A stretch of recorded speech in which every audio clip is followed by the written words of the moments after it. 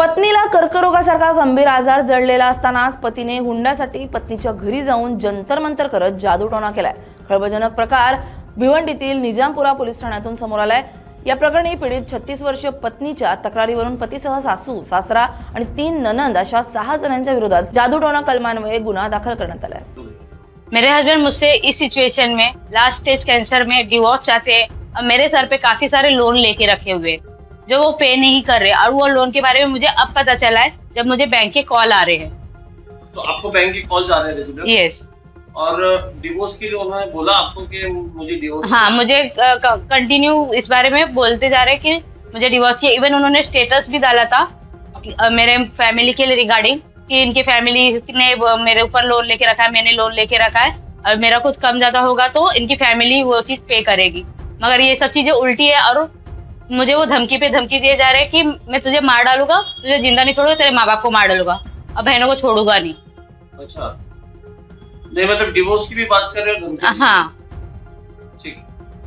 Health issue start हुआ तो उनके हस्बैंड इनके थ्रू कॉल करा के बोला है कि हमारे घर पे करने के लिए कोई नहीं है, आप आ जाओ करके। काम करने के लिए कोई नहीं। हाँ, घर पे काम करने के लिए कोई नहीं है करके। हाँ। तो मैं भिवंडी से उनके घर जाती थी काम के, मतलब उनको हेल्प करने के लिए कि घर पे खाना पानी, उनका रहन सहन देखूं, दवाई पानी देख सकूं करके। अच्छा, तो वहाँ पे फिर कैसा इनके साथ में कैसा व्यवहार किया? मेरे सामने ही उन्होंने उसके ऊपर हाथ उठाया था। तब मैंने उनको रोका था कि वो बीमार है, आप ऐसे नहीं कर सकते। तब इसकी हालत बहुत ज्यादा क्रिटिकल थी। वो बंदे ने जबरदस्ती उसके ऊपर हाथ उठाया, तब मैंने रोका था। तो दीदी बोली कि ठीक है, वो भी परेशान है शायद इसलिए, पर ये जानबूझ करके उन्होंने किया था।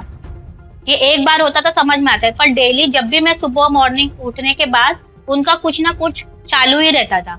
अच्छा, बच्चे के साथ कैसा व्यवहार था? एकदम रूडली व्यवहार है।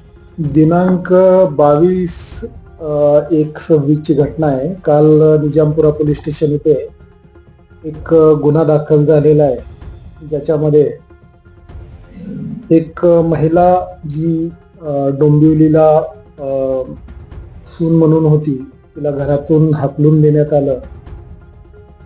सदर महिलेला ओहरीचा कॅन्सर आहे 4th स्टेजमध्ये आणि या प्रकारामध्ये तिचे सासरची मंडळी यांनी तिला या स्टेजमध्ये घराच्या बाहेर हाकलून दिला आणि त्यानंतर ती जेव्हा माहेरी आली आणि माहेरी आई वडिलांकडे राहत होती तेव्हा सासरच्या मंडळींना असं दिसून आलं सकाळी उठल्यानंतर की घराच्या बाहेर काही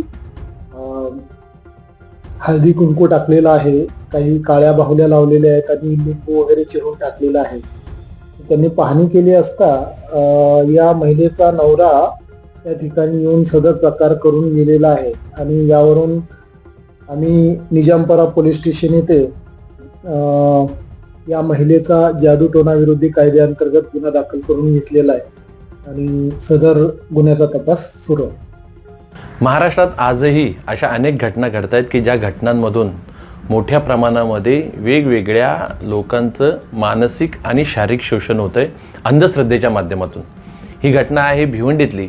भिवंडीमध्ये निजामपुरा पोलीस स्टेशन हद्दीमध्ये एक गुन्हा नोंद झाला आहे की ज्या गुन्ह्यामध्ये एका महिलेवर तिच्याच घरच्या लोकांनी जादूटोणा करण्याचा प्रयत्न केला। तिच्या आजाराचा गैरफायदा घेऊन तिच्यावर उपचार करण्याऐवजी तिला जादूटोणा करून, काळी बाहुली किंवा पूजा अर्चा करून किंवा अनिष्ट काही अशा गोष्टी करून तिला त्रास देण्याचा प्रयत्न केला। याबाबत एक गुन्हा निजामपुरा पोलीस स्टेशनमध्ये दाखल झाला आहे। मित्रांनो, मला असं वाटतं की या निमित्तानं कुठेतरी समाजामध्ये जागरूकता निर्माण होणं गरजेचं आहे। ती जी महिला आहे की जी फिर्यादी महिला, की ज्या महिलेला त्रास होतोय, कॅन्सर झालेला आहे आणि असं असताना तिच्यावर योग्य तो वैद्यकीय उपचार करण्याऐवजी तिला जादूटोण्याच्या माध्यमातून किंवा इतर कुठल्या काळ्या जादूच्या काही अशा अनिष्ट गोष्टींच्या माध्यमातून तिला त्रास देणं, तिच्या घरच्यांना त्रास देणं, तिच्या माहेरच्या लोकांना त्रास देणं, मारहाण करणं, अशा प्रकारच्या गोष्टी तिच्या सासरकडच्या लोकांकडून होत आहेत। मला असं वाटतं की आजही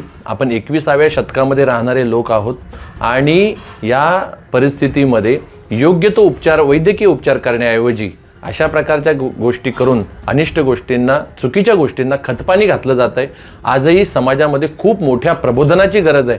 गुन्हेगारांना शिक्षा व्हायलाच हवी, परंतु त्याचबरोबर समाजामध्ये प्रबोधन देखील निर्माण होणं गरजेचं आहे की अशा प्रकारच्या काही आजारांना आपण बळी न पडता योग्य ते वैद्यकीय उपचार करावेत, डॉक्टरांकडे जाऊन उपचार करावेत.